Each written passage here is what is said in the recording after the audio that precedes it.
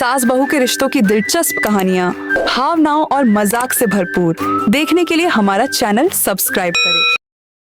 अंधेरी रात, सुनसान गलियां और हवेली में जलती मध्यम लालटेन। आशा दबे कदमों से रसोई में घुसी, जहां सुरमा देवी तेज नजरों से उसे देख रही थी। बहू, रात को उठकर रसोई में क्या ढूंढ रही हो? सुरमा देवी ने सख्त लहजे में पूछा। कि कुछ नहीं अम्मा, बस पानी लेने आई थी। आशा ने नजरें झुका ली।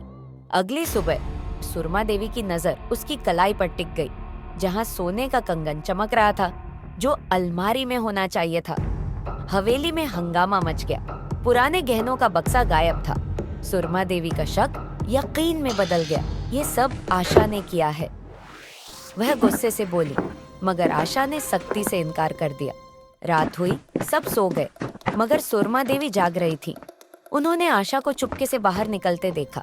वह दबे पांव उसके पीछे चलने लगी। आशा सीधा पुरानी कोठरी में पहुंची, जहां जमीन खोदकर कुछ निकाल रही थी।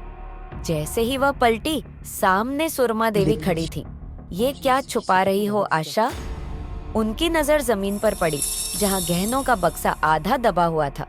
आशा का रंग उड़ गया, मगर अगले ही पल उसने पास रखा लकड़ी का डंडा उठाया और सुरमा देवी के सिर पर दे मारा।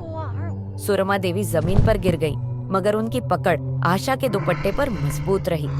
आशा ने खुद को छुड़ाने की कोशिश की, मगर देर हो चुकी थी। हवेली के नौकर और घर के लोग वहां पहुंच चुके थे। सबकी नजरें आशा और जमीन में दबे गहनों पर टिक गईं। अब भी इनकार करोगी? सुरमा देवी घायल माथे के साथ उठी और सख्त लहजे में बोली। आशा के पास कोई रास्ता नहीं बचा। वह वहीं जमीन पर बैठ गई और उसकी आंखों से आंसू बहने लगे। मैंने कुछ नहीं किया अम्मा, मैं तो बस अपना हक ले रही थी। मगर हक और चोरी में फर्क होता है। और उस रात आशा ने सब कुछ खो दिया।